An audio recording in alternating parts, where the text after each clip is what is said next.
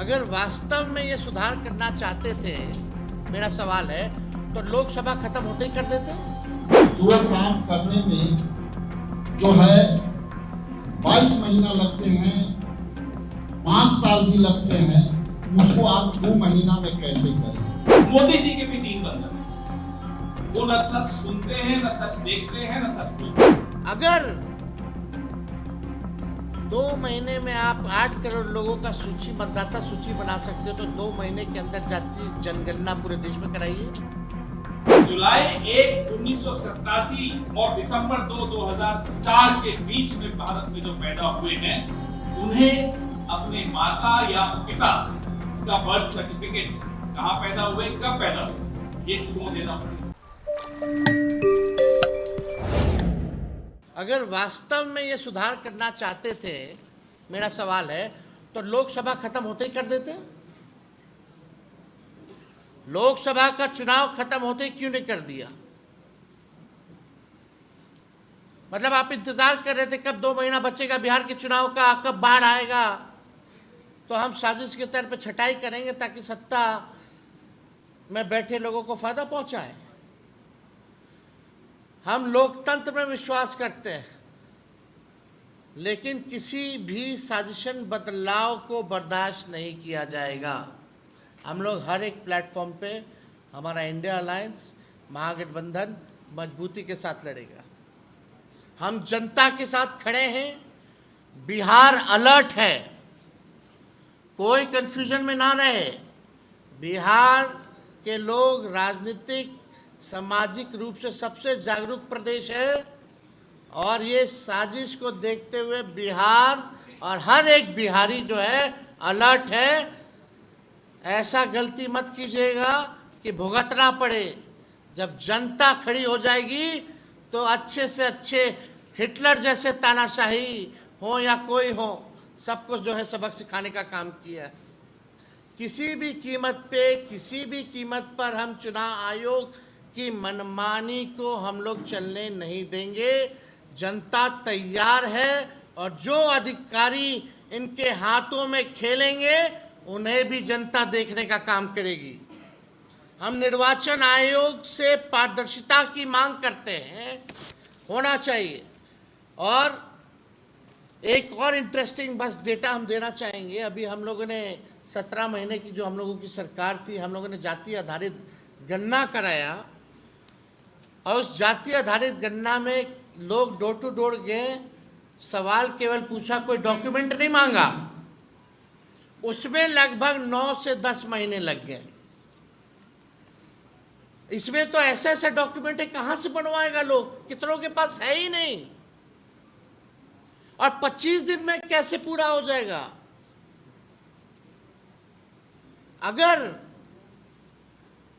2 महीने में आप 8 करोड़ लोगों का सूची मतदाता सूची बना सकते हो, तो 2 महीने के अंदर जातीय जनगणना पूरे देश में कराइए।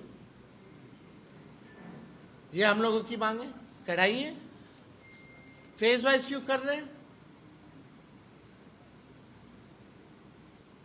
भारत सरकार के अनुसार बिहार के 2 करोड़ 90 लाख मजदूर, जो हमने आपको पहले भी बताया, वो बाहर है, पलायन है। उनके लिए क्या व्यवस्था है? जो पलायन करके जो भी मजदूर गए हैं, उनके लिए कोई व्यवस्था तो होनी चाहिए ना। क्या है व्यवस्था? आप तो मीडिया हो, आप लोगों को तो सब कुछ पता रहता है, लेकिन आप लोगों को भी आश्चर्य लग रहा होगा कि क्या कर रहा है भाई चुनाव आयोग। ये तो मजाक उड़ा रहे हैं, संविधान का मजाक उड़ा रहे हैं, लोकतंत्र का मजाक उड़ा रहे हैं, गरीब बिहार के मतदाताओं का मजाक उड़ा रहे हैं, उनका हक अधिकार छीना जा रहा है।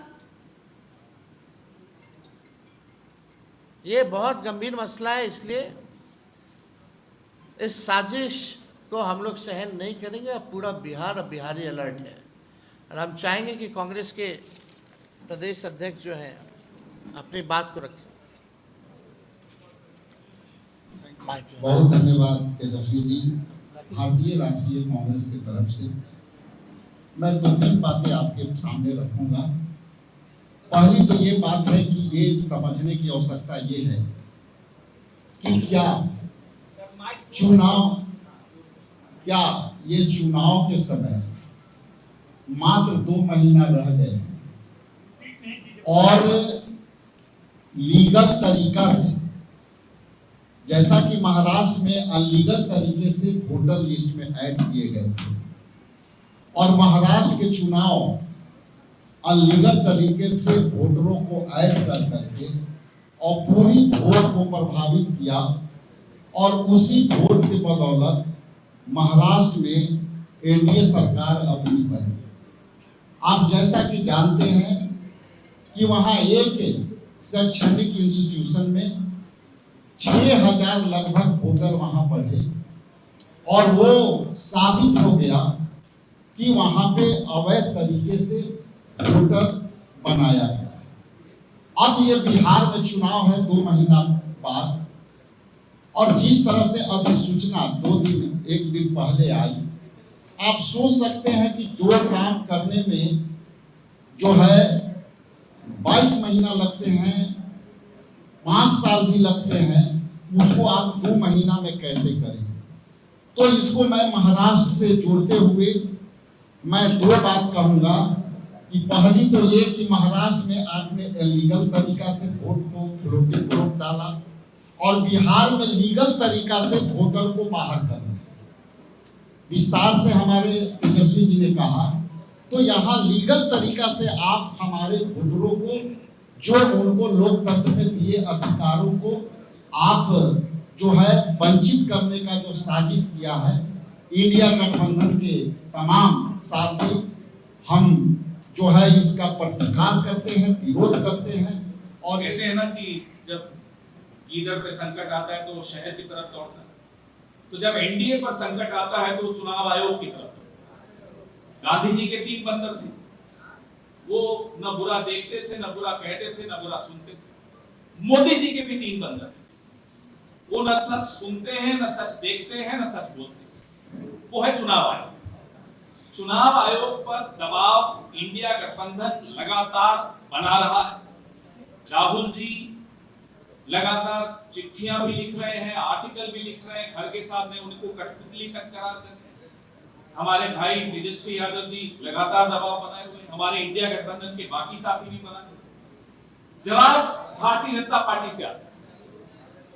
सवाल चुनाव आयोग से पूछ रहे हैं, जवाब भारतीय जनता पार्टी से आता है। हम ये जानना चाहते हैं रिश्ता क्या कहता है, क्यों आप जवाब दें, दीजिए जवाब। चुनाव आयोग सामने आए, फुटेज कहते हैं, वीडियो फुटेज, जो वोटिंग के दिन की वीडियो फुटेज है, अब वो नहीं दे रहे।